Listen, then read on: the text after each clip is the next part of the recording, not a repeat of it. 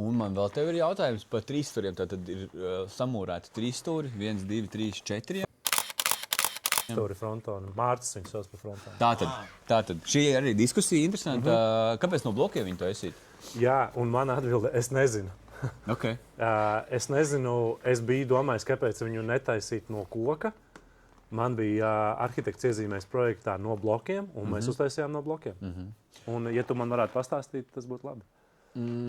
Tad, kad rēķina izmaksas, tad bloku šeit uzbūvēt un šeit ir uzbūvēt ļoti vienkārši. Jā. Šeit tu viņus uzreiz liec, šeit ir tālāk augstāk, tev ir vienreiz stalažs un arī tu viņus liec, bet tur jau ir 2 reiz, jau 3 reiz jāpārliek. Jā. Līdz ar to tas katrs mūrētais kups darba izmaksā ir tur 4 reizes vismaz dārgāks nekā šeit, un tādu augšējo 3 stūru mūrēšana bieži ekonomiski ir neizdevīga. Jā, bet no tāda tehniskā viedokļa, vai tu ieteiktu labāk viņu taisīt uzmūrēt vai uztaisīt no koka? Iespējams, ka droši vien starpība nav. No tehniskā viedokļa mēs vienmēr uzdodam jautājumu, kāpēc mēs to darām. Jā.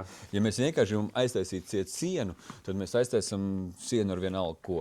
Ja mēs viņu gribam, lai viņš dod ugunsdrošību, tad gāzbetons ir pats labākais materiāls.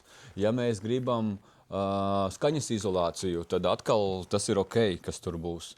Ja mēs gribam siltumu, tad tur būs varbūt vienalga. Ja vajag nesošās kaut kādas spējas, tad uz tā bloka augšā nevarēs kori balstīt, jo tur vajag tādu bloku pabetonējumu. Nu tā. Tur vienmēr jāuzdod jautājums. Tāpēc es uzprasīju, kāpēc. Jo arī diezgan liela atgriezuma ir. Jo viss, ko tu nozaģē nost, tas viss iet kaudzē.